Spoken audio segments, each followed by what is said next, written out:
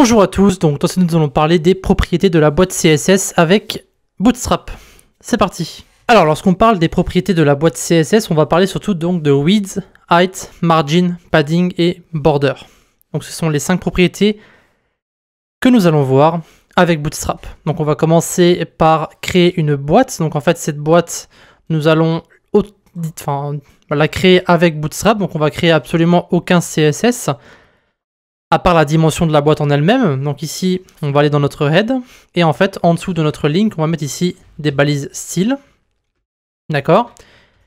Et on va juste mettre .box, width 250 pixels et height 250 pixels. D'accord. Donc ça, on va le gérer après, donc avec Bootstrap.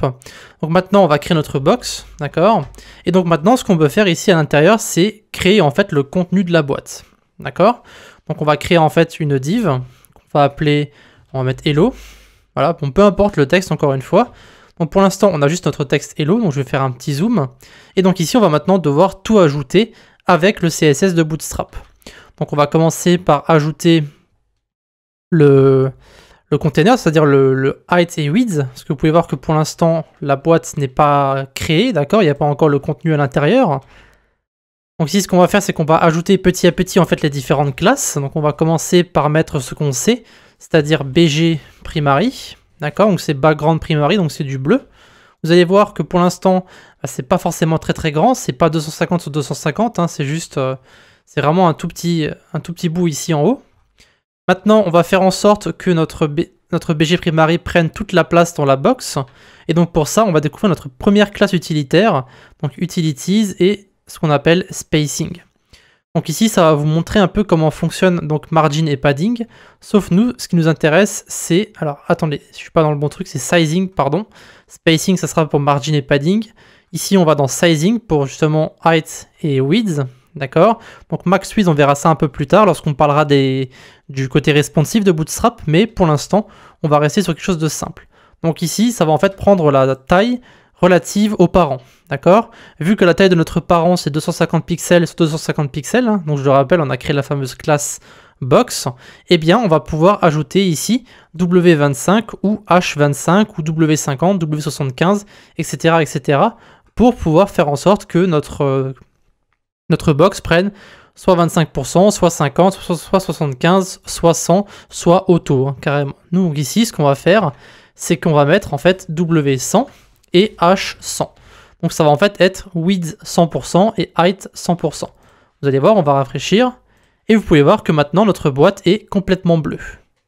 D'accord? Très simple, encore une fois, pour gérer la taille de notre élément. Donc ça c'est pour sizing, d'accord? Comme dit, on parlera de max height et min width, etc. etc. lorsqu'on parlera du côté responsive. Pour l'instant, on va rester sur quelque chose de simple. Et donc maintenant, on va passer sur les bordures. On va laisser margin et padding pour la fin. Donc ici, pour ajouter des bordures, c'est très simple. Il y a simplement à utiliser la classe border, d'accord, par défaut. Et ensuite, vous avez donc border 0, donc ça c'est le type soustractif pour en fait enlever des bordures, d'accord. Ça c'est pour les ajouter, et ça c'est pour les enlever. Ici, vous avez la couleur, donc la couleur de la bordure, donc border primary, secondary, hein, c'est toujours les mêmes noms de couleurs. Le radius, pour savoir si c'est un rond ou si c'est un carré ou un petit peu arrondi dans les coins. Et enfin, la taille en fait du radius. D'accord? Donc ça, on va laisser. Pour l'instant, on va simplement mettre une bordure et une couleur. Donc ici, on va mettre border et border. Qu'est-ce qu'on pourrait mettre? Border warning, ça devrait aller, je pense. Voyons voir.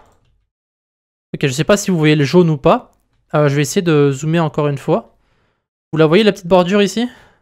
Voilà. Donc encore une fois, quelque chose de très simple. Ça c'est pour la bordure. Maintenant on va mettre le margin et le padding. Donc vous allez voir que ça va être un peu complexe à comprendre. Mais vu que nous avons déjà parlé des REM, enfin des REM plutôt, puisque c'est REM, c'est RM. Donc ici, la notation est en fait très simple. Il faut simplement le voir ici. C'est property, ensuite le side et après la taille. Ça c'est pour tout ce qui est responsive. Pour l'instant, ça on s'en fout, on en parlera un peu plus tard lorsqu'on parlera du système de gris avec Bootstrap. Pour l'instant, essayez simplement de retenir property, side et size. Donc c'est très simple. Regardez bien. Property. D'accord? Donc c'est d'abord c'est soit M, soit P. Donc soit margin, soit padding. Ensuite vous avez le side. D'accord? Donc side c'est where sides. Donc T, P, T, B, L, R, X, Y.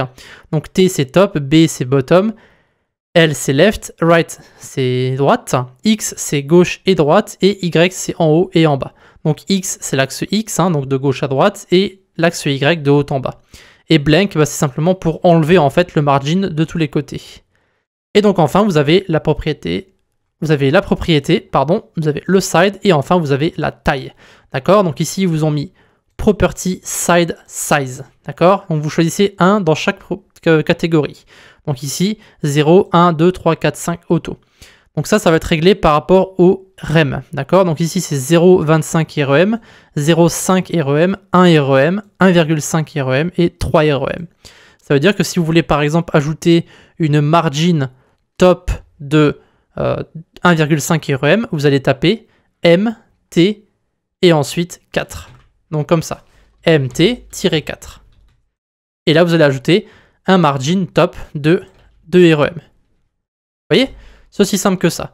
Donc nous ce qu'on veut faire c'est simplement ajouter un margin dans tous les côtés, donc juste margin, et vous allez voir que nous avons bien ici placé notre bordure correctement, donc en dehors de la navigation.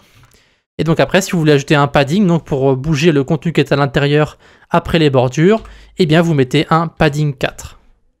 Tout simplement.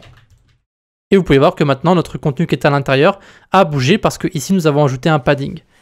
Si on regarde tout ça dans notre petit inspecteur, d'accord, je vais zoomer un petit peu, hop, hop, on prend notre souris, on le met ici. Vous pouvez voir qu'ici on a toutes les classes de CSS, d'accord, donc de Bootstrap, et ici on a les différents éléments. Donc padding 4, 1,5 REM, margin 4, 1,5 REM, height, width, border warning et border BG primary. Vous pouvez voir qu'ils sont tous là, toutes les différentes classes qu'on a ajoutées. Donc d'abord BG primary, ça c'est la couleur bleue, le width 100% et le height 100% qui ont été ajoutés ici. Vous avez ensuite la bordure qui a été ajoutée ici, donc un pixel solide et par défaut c'est gris, sauf qu'après on a choisi la couleur, donc ici border warning, d'accord, et après on a ajouté un peu plus haut ici le margin et le padding. Voilà.